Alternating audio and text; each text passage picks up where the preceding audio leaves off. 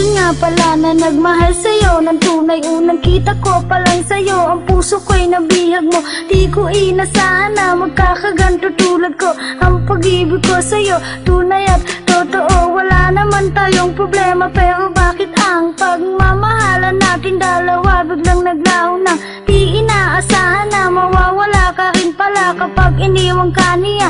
Tangina ang bobo niya, di niya ba alam na ikaw lang ang lalaki na nagpasaya sa akin simulat sa pool pa lang. Kaya ngayon natuto na ito, puso kong bato. Kapag ako ay nagmahal, lolokohin lang kita. Mahal na mahal